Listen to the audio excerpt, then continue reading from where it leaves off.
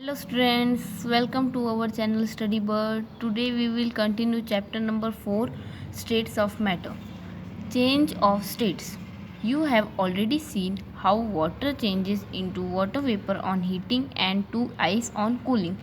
जैसे कि हमने देखा कि पानी कैसे बोलते वाटर वेपर में चेंज होता है जब हम उसको हीट करते और उसी पानी को जब हम कूल करते तो वो आइस में कन्वर्ट होता है. Matter can change from one state to another when it is heated और कूल्ड. किसी भी मैटर को अपन को एक स्टेट से दूसरे स्टेट में चेंज करना है तो या तो हमें उसे हीट देना होगा या उसे कूल करना होगा. The following are the different changes of state that can occur in matter. Melting. When a solid is heated it melts to form liquid. किसी भी सॉलिड को अगर हम हीट करेंगे तो वो मेल्ट होके लिक्विड में कन्वर्ट हो जाएगा. Have you tried putting butter on a hot toast? What happen to it? It melts. जैसा कि हमें पता है अगर हमें ना हॉट टोस्ट के ऊपर बटर डालेंगे तो वो पिघल जाता है. Similarly if you leave ice cream outside the freezer for some time it melts. और दूसरा एग्जांपल अगर हम आइसक्रीम को फ्रीज़र से थोड़ी देर बाहर रखेंगे तो वो पिघल जाती है. The process by which a solid changes into liquid on heating is called melting. ये प्रोसेस जिसमें सॉलिड लिक्विड में चेंज हो जाता है ऑन हीटिंग को हम मेल्टिंग बोलते हैं. Solid melt liquid. Solid melt कब होता है? जब हम उसको हीटिंग देते. When solids are heated, the molecules start vibrating faster. Normally solid में क्या होता है, उसके जो मॉलिक्यूल्स है वो अपने पोजीशन पे भी वाइब्रेट करते हैं, लेकिन जब हम उसको हीट करते हैं तो उसके मॉलिक्यूल्स और भी ज़्यादा फास्टर तो वाइब्रेट करने लग जाते हैं.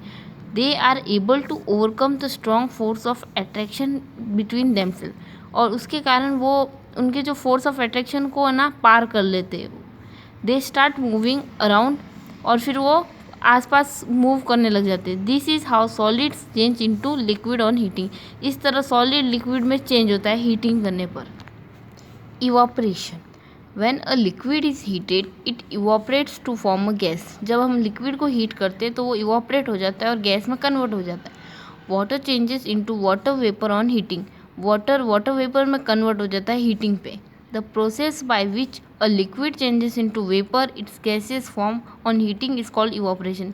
ये प्रोसेस जिसमें लिक्विड उसके वेपर में कन्वर्ट हो जाता है, मतलब गैसेस स्टेट में आ जाता है हीटिंग पे, इसे हम इवापोरेशन कहते हैं. लिक्विड को अगर अपन हीटिंग करेंगे मतलब इवापोरेट करेंगे तो वो गैस में कन्वर्ट होगा. The molecules of a liquid start moving faster on heating. Liquid के मॉलिक्यूल्स बहुत जल्दी फास्टर मूवमेंट करते हैं जब हम उनको हीट करते हैं. They overcome the intermolecular force of attraction and become free to move out. वो उनके बीच में जो फोर्स ऑफ अट्रैक्शन को ओवरकम कर लेते हैं और बाहर मूव कर लेते हैं. This is how a liquid changes into vapour on heating. इस तरह लिक्विड वेपर में कन्वर्ट हो जाता है हीटिंग पर. Condensation. When a gas is cooled it condenses into a liquid. जब किसी भी गैस को हम कूल करेंगे तो वो कंडेंस होकर लिक्विड स्टेट में आ जाती है. When the water vapour in air cools down due to cold surrounding it changes into water droplet. जो पानी की जो भाप है वो एयर के अंदर कूल हो जाती है, क्योंकि कूल सराउंडिंग हो तो वो वाटर ड्रॉपलेट्स में कन्वर्ट हो जाती है. The process by which vapour changes into its liquid form on cooling is called condensation. ये प्रोसेस जिसमें वेपर है ना लिक्विड स्टेट में आ जाती है कूलिंग पे, तो इसे कंडेंसेशन कहते हैं. गैसेस को कूलिंग करेंगे यानी कंडेंस हो जाता है लिक्विड में. You might have seen how water droplets are formed on the outer surface of glass with cold water. हमने कई बार देखा है कि जैसे अगर ना एक ठंडे पानी की ग्लास है उसको हम बाहर रखेंगे तो उसके बाहर की तरफ वाटर ड्रॉपलेट्स बन जाती. क्यों? क्योंकि when air touches the cold surface of glass the water vapour in the air get cooled and condense to form water droplet. क्योंकि जो एयर होती बाहर की वो ग्लास के कोल्ड सरफेस को टच कर देती है और वाटर वेपर जो एयर के अंदर होती है वो ठंडी हो जाती है और कंडेंस हो जाती है और वाटर ड्रॉपलेट्स बना देती है. When a gas is cooled, its molecules come closer and condense to form its liquid form.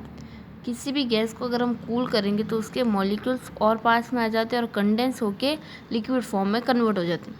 Freezing. When a liquid is cooled it freezes into a solid.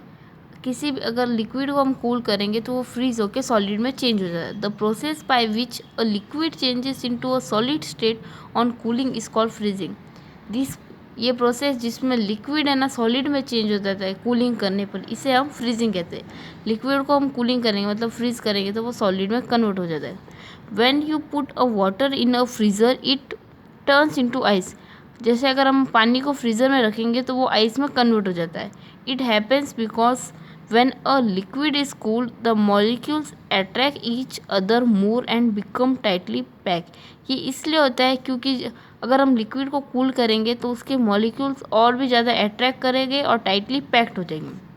This makes the liquid change to its solid form. इसके कारण liquid solid form में change हो जाता है। Effects of heating and cooling, expansion and contraction. The molecules of a substance vibrate more on heating. कोई भी substance के molecule ज़्यादा वाइब्रेट कब करेंगे, जब हम उसको हीटिंग देंगे। They heat need a little extra space for vibrating more. उन्हें थोड़ा और एक्स्ट्रा स्पेस है ताकि वो वाइब्रेट और ज़्यादा करे। This increase the volume of substance. इसके कारण उनके वॉल्यूम इंक्रीज होता है। The increase in volume of a substance due to heating is called expansion. किसी भी सब्सटेंस का वॉल्यूम का इंक्रीज होना हीटिंग पर, उसे हम एक्सपांशन कहते हैं। Two different substances may show different amount of expansion when heated equally। दो अलग अलग substances अलग अलग amount of expansion हमें बताएंगे अगर हमें उनको heat equally किया। Solid expand very little, liquid expand more than solid and gases expand the most on heating। Solid सबसे कम expand होते, liquid solid से ज़्यादा expand होते और gases सबसे ज़्यादा expand होते heating पर। We use a mercury temperature thermometer measure our body temperature. हम है ना मरकरी का थर्मामीटर यूज़ करते ताकि हम अपना बॉडी का टेम्परेचर को मेजर कर सकें। The mercury in the thermometer expands due to the heat of our body and it rises in the thin tube.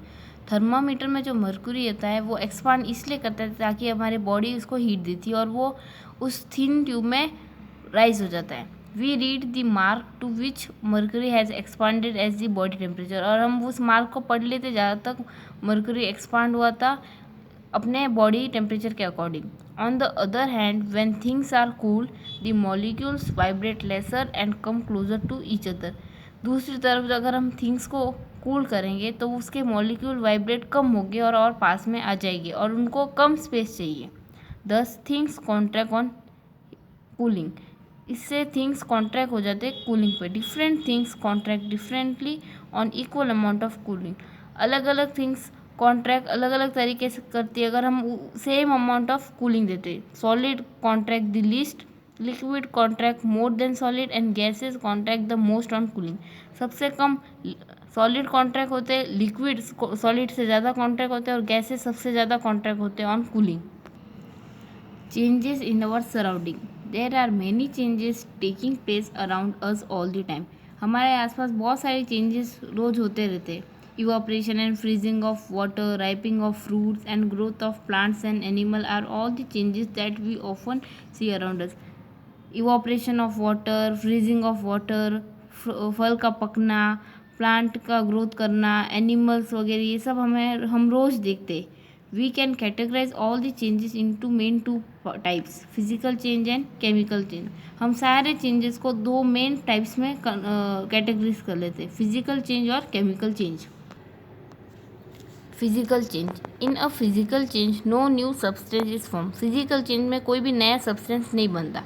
We can easily get back the original substance। और इसमें हम अपना original substance को भी वापस ले सकते हैं। For example water become ice on freezing। इसका एग्जाम्पल है वाटर को अगर हम फ्रीज करेंगे वो आइस में कन्वर्ट हो जाता है। The molecules in ice are the same as that of water. जो मॉलिक्यूल्स आइस में थे वो वाटर में भी थे। The ice can change back to water on melting. हम आइस को अगर मेल्टिंग करें तो वो वापस वाटर में कन्वर्ट हो जाता है। Therefore this is a physical change. इसलिए ये फिजिकल चेंज है। Blowing a balloon, tearing of paper, folding a dress, breaking of a glass and mixing of a sand and water are some more example of physical। Balloon का फुलाना, paper को फाड़ना, dress को fold करना, glass को तोड़ना और sand और water को mix करना, ये कुछ फिजिकल चेंज के एग्जाम्पल हैं। Chemical change. In a chemical change one or more new substance are formed. Chemical change में एक या एक से ज़्यादा न्यू सब्सटेंस बनते हैं। We cannot easily get back the original substance, इसमें हमें ना ओरिजिनल सब्सटेंस को वापस नहीं ले सकते। Burning a piece of paper give smoke and ash. For example अगर हम एक पेपर के टुकड़े को जलाएंगे तो हमें स्मोक और ऐश मिलेगा। Both smoke and ash are new substance, इसमें स्मोक और ऐश दोनों ही नए सब्सटेंस है। We cannot get paper back from smoke and ash, और हम है ना स्मोक और ऐश से पेपर वापस ले नहीं सकते। Therefore this is a chemical change, इसलिए ये केमिकल चेंज है। Making cheese and curd from milk, cooking food, burning fuels, rusting of iron and decomposition of dead plants and animal are some example of chemical change. Cheese का, दही का बनाना, खाना पकाना, fuels को जलाना, रस्टिंग ऑफ आयरन और decomposition, सारे डेड प्लांट्स और एनिमल, ये सब है ना केमिकल चेंज के एग्जाम्पल है। Thank you.